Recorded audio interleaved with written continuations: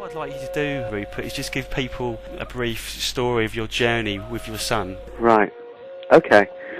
Well, I'm British, obviously, but I live in the USA, and there's something you need to know about my family before we kick off with this. I'm British South African.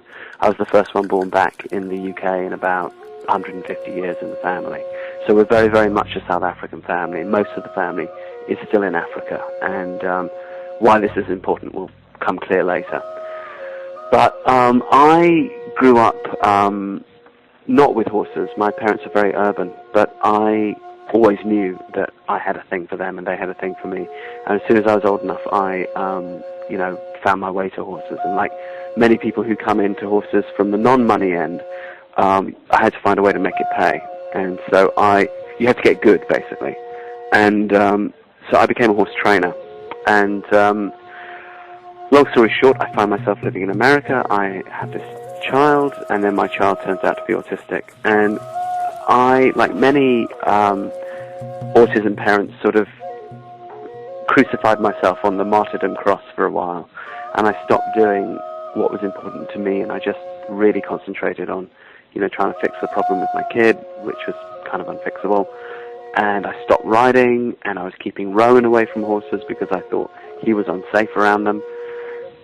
And he sort of was, really, because he was, so spastic and incontinent in his movements and so on. He would spook a horse.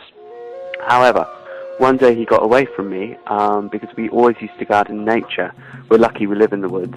And whenever he was having a rough time, I would take him out into the trees behind the house, and he would calm down. And one day he got away from me and went away from the trail and through my neighbour's fence into his horse pasture. And as Sod's Law would have it, all his horses, there were 5 horses there, were grazing, by the fence right then. He rushed in among their hooves. I thought he was going to get trampled. I was, froze because I didn't want to spook the horses and make them, react violently.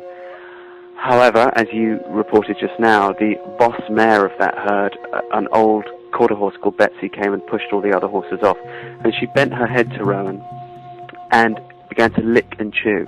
When a horse puts its head down to the ground and makes this licking, chewing motion, it's very much like a dog showing its belly. It's a submission gesture. And I'm enough of a horse trainer to know that behavior when I see it, but I'd never seen a horse spontaneously offer this to a human being before, much less a babbling autistic, 2.5-year-old lying in the grass. So I realized that there was some direct connection going on between Rowan and this horse, but initially I came to the wrong conclusion. I thought, this is terrible. He has the same affinity for horses that I do, but I'll never share it with him because of his autism. It turned out I was very wrong. It took a while for the penny to drop. However, when I did put Rowan onto Betsy and climbed up behind him in the saddle, it really was like the cork had come out of the bottle. His language, his interaction with the world, just everything that had been under wraps, impossible to find until that moment, just came pouring out.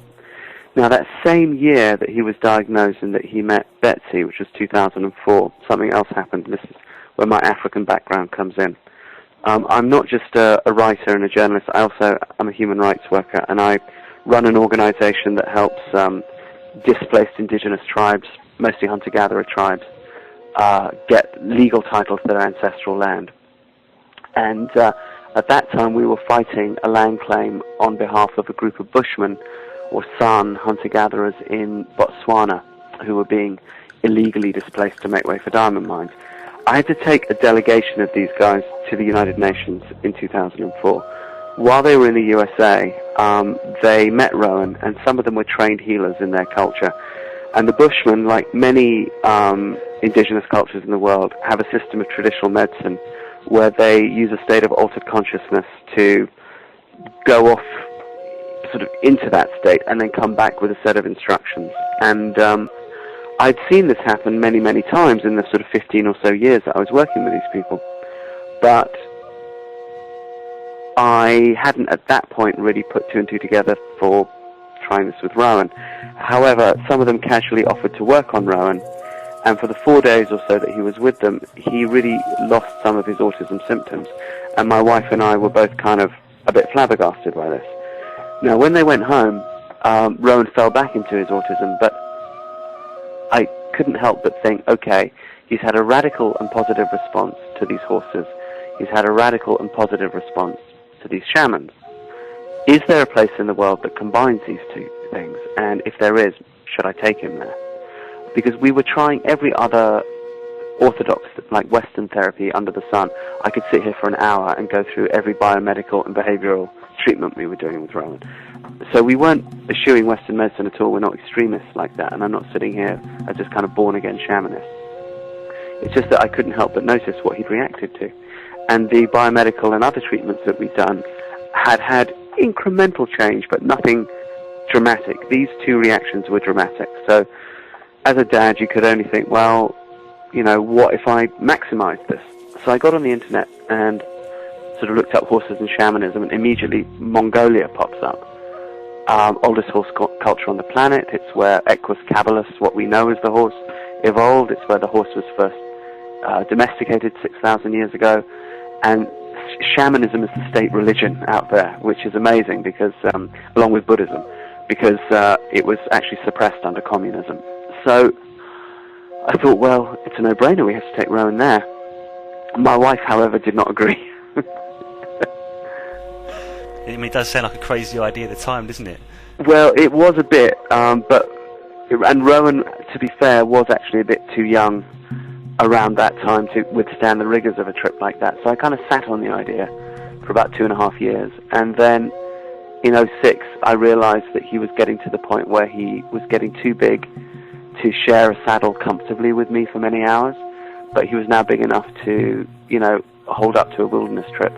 So we decided to go, and we went out to Mongolia together as a family, and Rowan was not cured of his autism. I want to say that right off the bat. Rowan was not cured. There is no miracle cure. I'm not talking about miracle cure. This is not a story about cure. However, it is a story about healing, and I think there's a difference between healing and cure. Yeah. Cure means you take the thing out of somebody. By the time we were going out to Mongolia, I was no longer interested in Rowan not being autistic anymore. If you talked to me 18 months or so after the diagnosis, I still would have been looking for a way to make him not autistic. By the time he was, 5, when we went out to Mongolia, I had really started to see what the gifts of autism were. And but what I wanted to do was address these 3 terrible dysfunctions that he had along with his autism. He was incontinent, he tantrumed all the time, and he was completely cut off from his peers. He couldn't make friends. To cut a long story short, the second day that we were in Mongolia, 9 shamans came in, some of them from several hundred miles away, to heal Rowan. At first he hated it, and I thought I'd made a big mistake, and I was going to have to take him home. But about midway through the ritual, he started laughing and joking and playing with the shamans and trying to tickle them and just sort of, really engage with them. And at the end of that ritual, he turned to this little boy who was there because there were families there with their kids, and opened his arms and said, "Mongolian brother."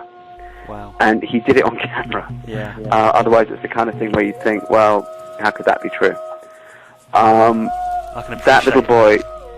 Say that again, sorry? Sorry, I can appreciate how amazing that is. Oh, I mean, our jaws were just hitting the floor. He'd never done this before. So that little boy was called Tomo. He was the son of our guide, Tulga. And Tulga decided to bring Tomo along on the trip. So Rowan made his first friend right there in that first ritual. We then traveled across Mongolia over the next few weeks, and we made it up into southern Siberia, where the reindeer herders live, a tribe called the Duka. And their shamans are, by repute, the most effective in that region. And for 3 days, a shaman called Ghost worked on Rowan. At the end of those 3 days, he said, Rowan will be gradually less autistic until he's 9. However, the stuff that really drives you crazy, the incontinence and the tantruming, these will end like now. Really? And we were like, well, what do you mean now? He's like, well, like today. And even with all the background I'd had with working with indigenous cultures in Africa and other places, and I still found that a hard one to swallow. Yeah. However, about 25, 26 hours after we came down the mountain from Ghost. They live about 12,000 foot up. Rowan squatted down by the shores of the river Orkhon and did his first intentional poo. Really? And cleaned himself. And again, he did it on camera. One of the reasons why we took a camera was I had this gut feeling that there would be change, and if there was change, we ought to have it recorded. Yeah. So he did that, and then from that day on, Kristin and I counted the number of tantrums we had, and spread over 3 weeks, we had about 6 tantrums of any note, and normally that would have been about between half a day and a day's worth, depending on if it was a good or a bad day. This was spread over 3 weeks, and at the end of that 3 weeks, gone, a memory. Yeah. And for us, that was like a get out of